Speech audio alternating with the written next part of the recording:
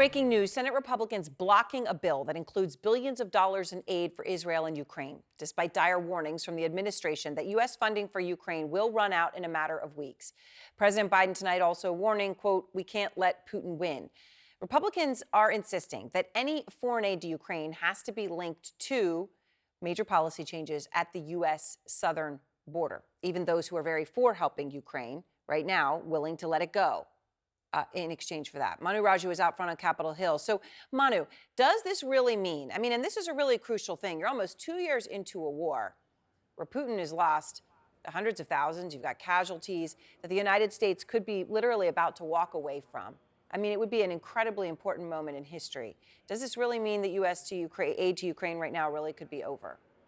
Absolutely. In fact, that is the real fear in the Capitol right now, that there is no path to getting Ukraine aid approved, and with it, Israel aid stuck as well amid this partisan battle over immigration, an issue not tied to Ukraine and Israel, but one in which Republicans are using as leverage to try to get changes to the border policies, to tighten restrictions on how migrants can come across the southern border amid this surge on the southern border and demanding these tighter border policies. Democrats say those provisions are just a step too far, far more than they are willing to accept. Republicans say they will not accept any sort of watered down approach to dealing with immigration, an intractable issue and one that Republicans and Democrats have failed to agree on for decades. So the fear is that given the Republican insistence that something needs to be done on the border, the Democratic resistance to going anywhere near where the Republicans are going, that this ultimately will lead to the collapse of Ukraine aid. And complicating matters, too,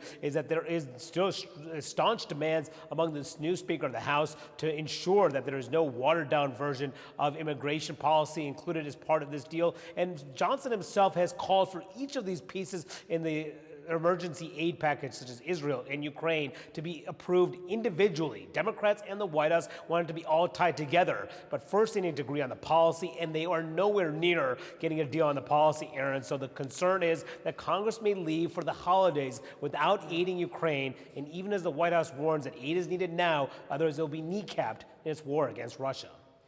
Aaron. It's absolutely incredible development. Manu, thank you very much. And the threat of pulling U.S. aid to Ukraine could not come at a worse time in the war against Russia. Fred Pleitgen is out front.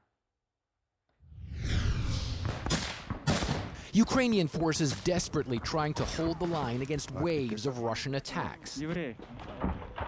Avdiivka on the Eastern Front has become the epicenter of Vladimir Putin's brutal invasion of Ukraine.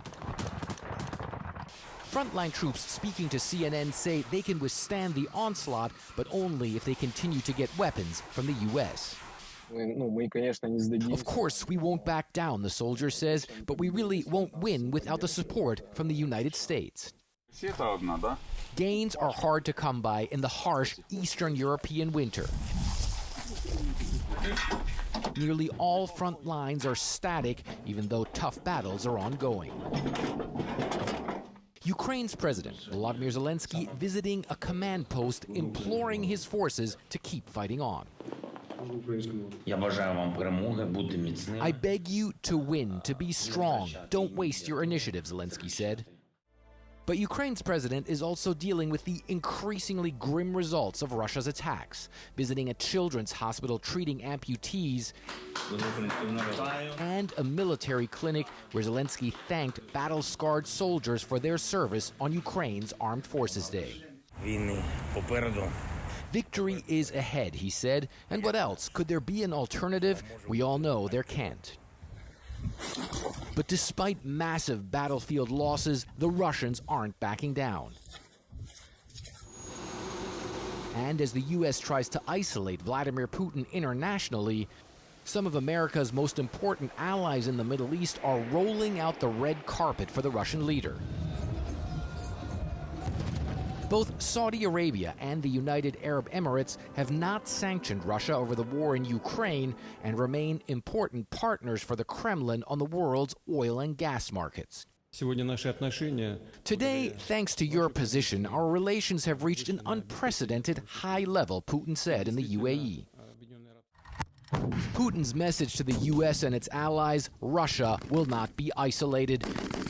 Even under heavy sanctions, his economy is afloat and his war chest filled to continue his assault against Ukraine.